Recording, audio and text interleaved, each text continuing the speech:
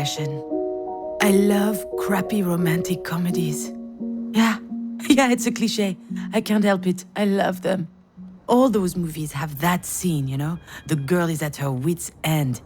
She's been crying her eyes out, her makeup is running, she looks like a zombie.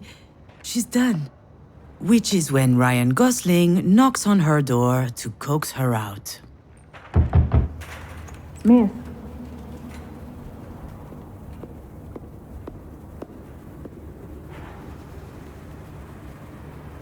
Ah, shit. That sounds nothing like Ryan Gosling. See, this is the problem with my life in a nutshell. It's not romantic, and it's certainly not a comedy. All right, where am I? What happened? Oh yeah, the hospital.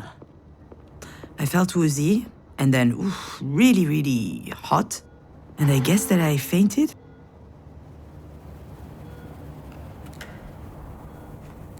Ah, well, dropped to the restroom floor like a sack of potatoes.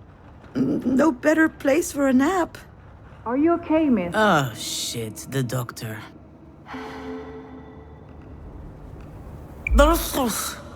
And that's putting it mildly. I'll be alright, though. Are you sure? Aha, as if I could be sure of anything. Still, I should probably update my guardian angel.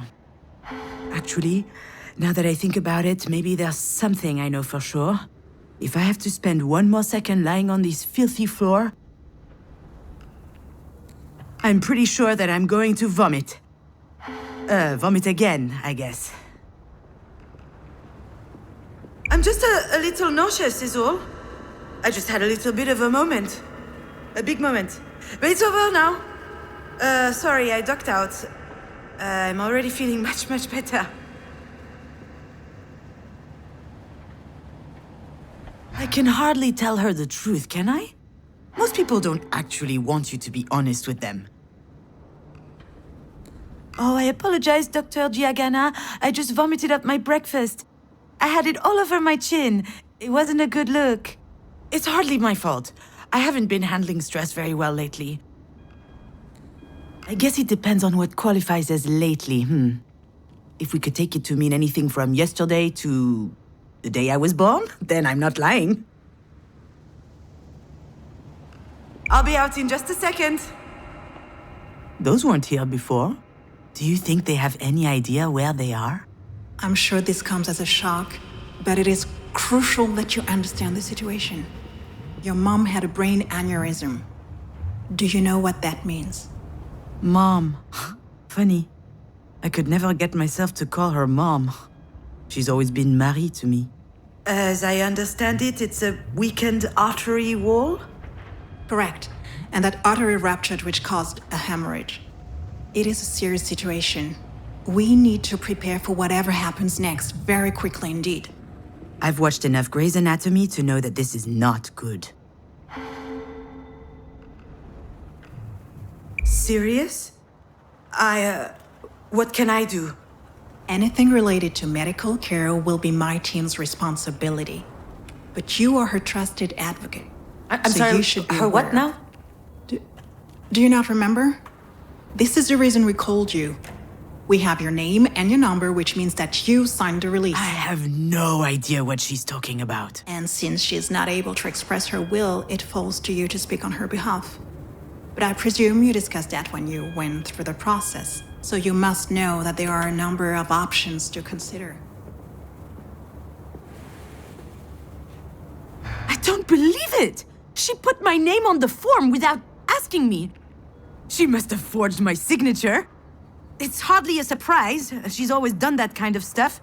But I'm not making any important decisions. I've had my share of this kind of responsibility, and it didn't turn out well. However, my dear mother doesn't seem to understand. After all we've been through, what makes her think that I can make the right decision? I feel trapped, like a fish in a barrel. Oh, come to think of it, I would love that. A 30-second memory, and not a care in the world. Fear me, sharks, for I am the terror of the oceans. That reminds me of the nickname I got during swim class in middle school. Sea hag. Haters, all of them. I'm sorry, Miss Fortin? Demange. I went back to my maiden name. I'm sorry, that wasn't in your file. Listen, I understand that this is all very sudden, but we don't have a lot of time. We need to focus. We do indeed.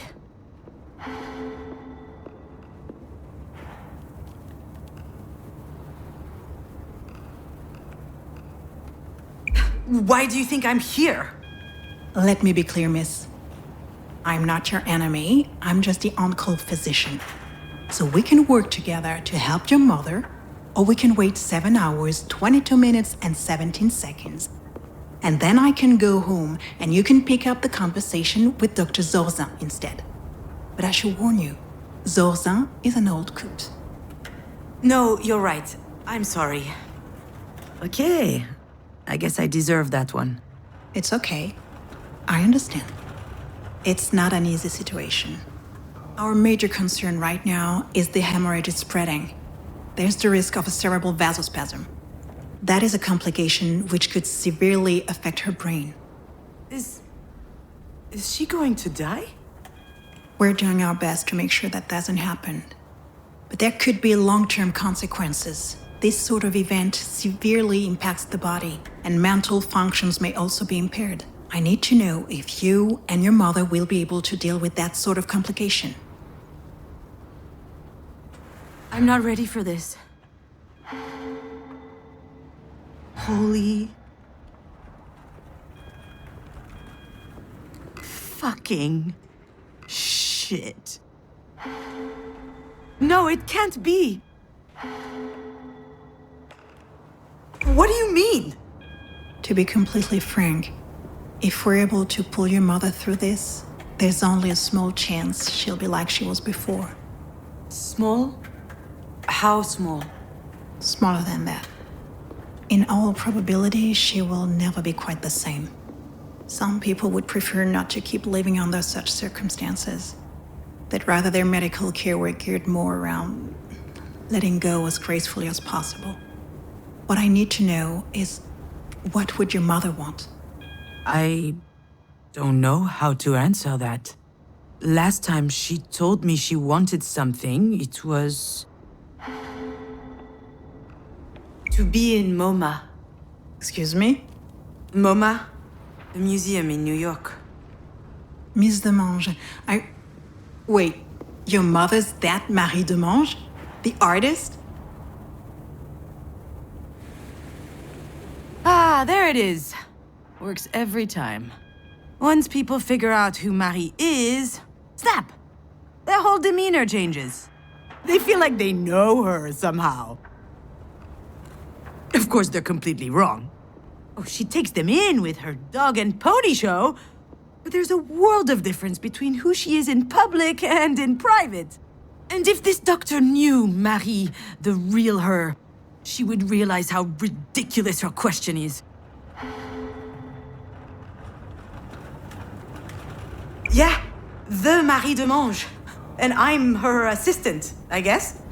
I handle the business, the management, the press, so that she can be fully dedicated to her art, you see?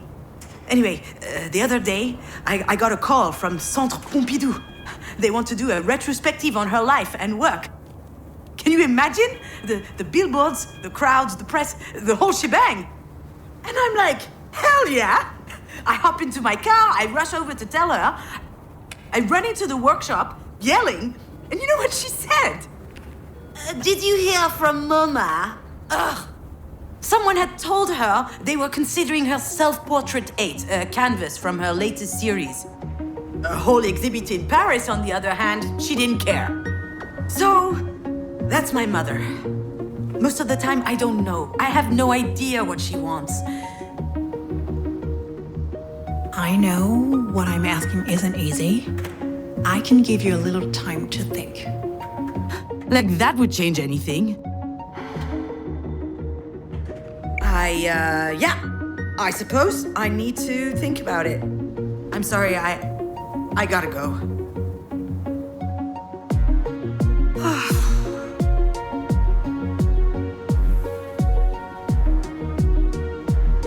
know what she'd say. That I'm running away again. What did she expect? That I just show up and what? Decide whether, she lives or she dies?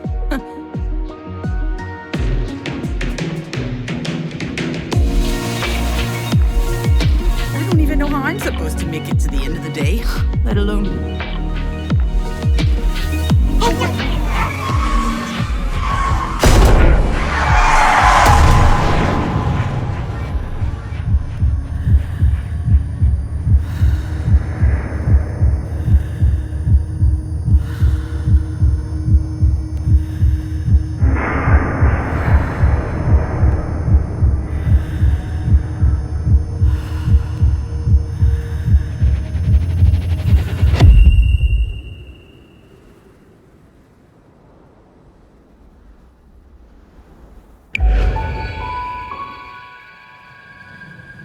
I remember, Diane and I found an injured bird in the backyard.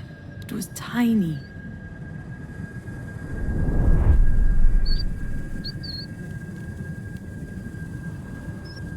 I think it was around the time Marie had set up her new studio in the sunroom.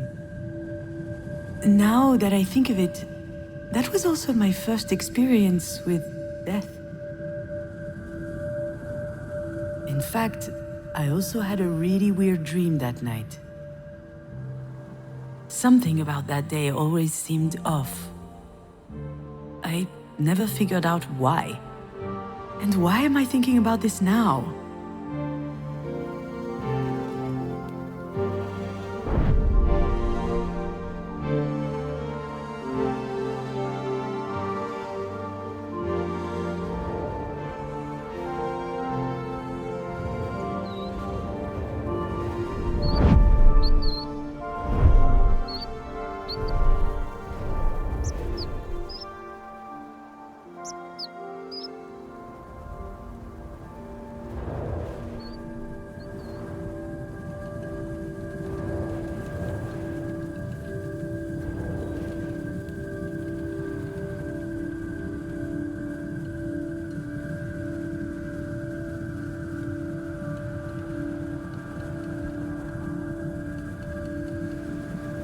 Back then, Marie wasn't very well known, but she was hardworking.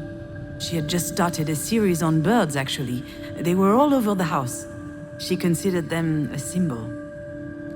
A postmodern symbol of anti-anthropique levity. Classique Marie.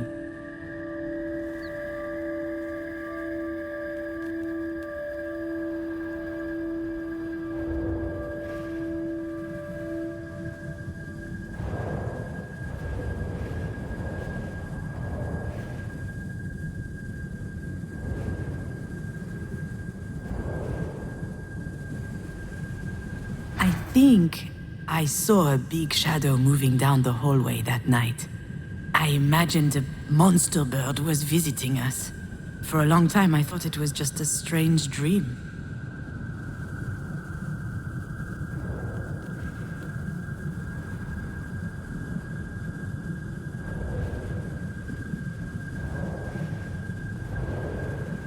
Do you recognize it? This is the mobile that Marie made me before I was born. It's exquisite and delicate. I loved it. And you did too. I think I still have it in a box somewhere.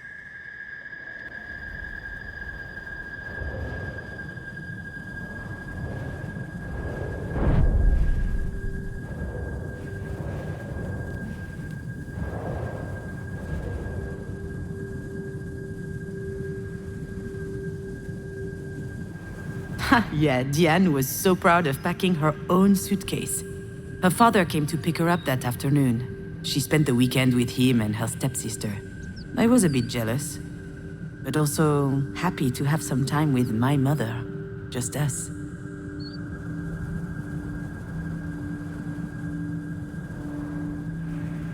Now I know for certain that someone was in the backyard that night. And since Diane was at her father's, it must have been Marie. What was she doing out there? Maybe...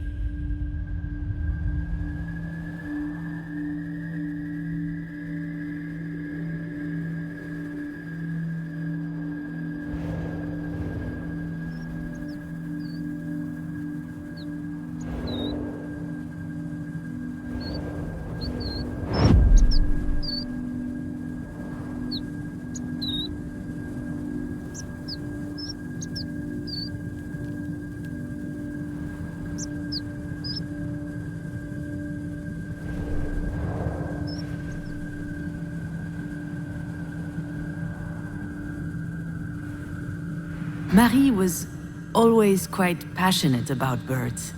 So I suggested we keep this one as a pet once it got better. I could already imagine it. A beautiful cage tucked in the corner of the studio. She got so mad. At the time, I didn't understand why she reacted like that. But now...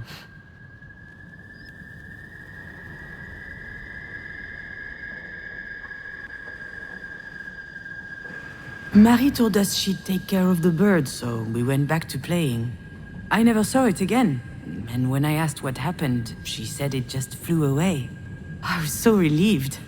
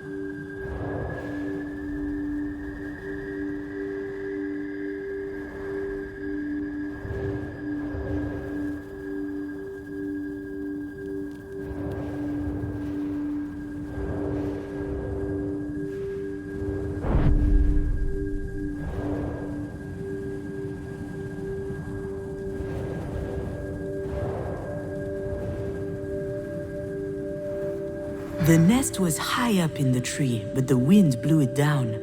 The bird was obviously young. It was a big fall. It must have been badly hurt. I didn't realize it at the time.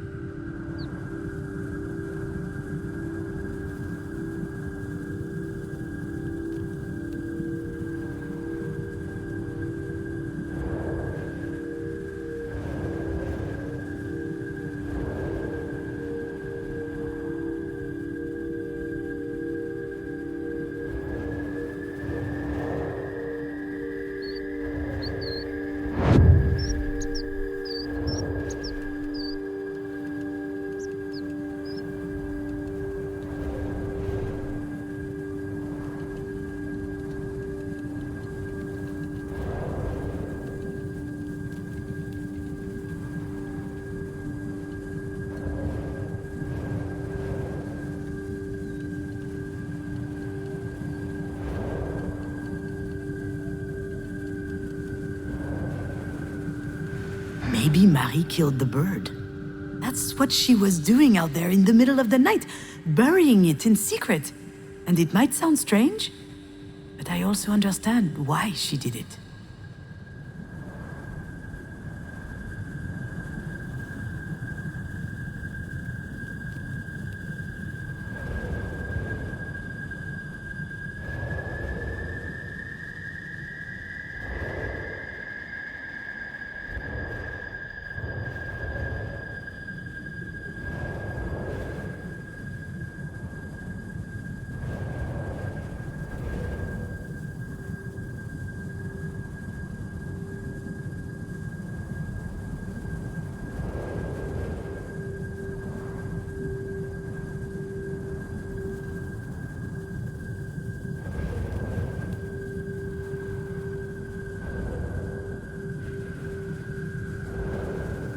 Marie is really an astonishing person, you know? She's usually hard, but also she could be vulnerable sometimes. She couldn't stand seeing the bird injured. She knew it would never recover. It was too weak. I remember she said, "Not being able to fly, that's no life for a bird." She thought it would be better off dead. She could have just abandoned it, let things run their course. But I don't think she did. I think she killed it with her own hands. It sounds cruel, doesn't it? But that's just Marie. That's her outlook on life. She's all or nothing.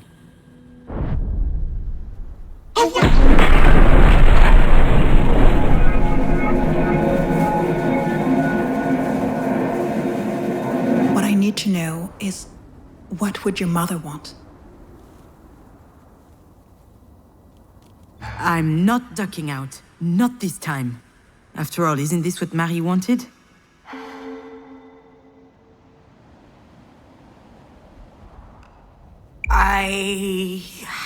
I think... My legs are shaking. Maybe I'm having another turn. I think I need a sugary drink. Understood. Do you need anything? Well, I need more coffee. But if I drink another one, my stomach's going to declare war on the rest of me. I just can't speak on my mom's behalf. One thing's for sure, she's a radical. She's all or nothing, all the time. I understand. It's hard to contemplate the idea of living with a disability. It's not that, not at all. If we were talking about me or someone else, I would say it's gonna be fine. You adapt, people do it all the time. They have to. Life's too important. I would say that. She wouldn't. I'm not sure that answers your question. She certainly comes across as rather forthright. You don't say. I've seen her on TV a couple of times. My father loves her. She's an extraordinary artist. In her interviews, she's so impressive, fierce even. It must be quite something to be the daughter of someone so talented. I've heard this one before. That's a polite way to say, it can't be easy to have a nutcase for a mother. Yes, it's quite an experience. Doctor, do we know why? Why this happened? We were just having dinner last night. She was fine. There could be a lot of factors. Family history, hypertension, alcohol consumption. I did have a pretty severe hangover this morning. Even past trauma, like a historic head injury. It's hard to say right now. All right, Miss Demange, I'll give you time to think. Let's speak again in about 2 hours, if that works for you. Sounds good. Can I see her? Yes, of course. Let me find out her room number.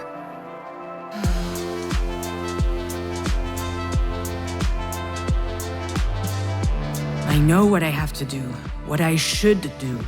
It wasn't that long ago that I could write this kind of scene without breaking a sweat. I step into the room, there'll be tubes everywhere, beeping sounds. The audience will know that it's serious. Then I start bawling my eyes out. I collapse on my mom's bed, pouring out snot from my nose. Or maybe I'll be dignified, stony-faced, standing quietly in the corner. Close up on my face. They'll see I'm suffering deep inside. A single tear rolls down my cheek. That's exactly how it will happen. Or what should happen. There's just one problem.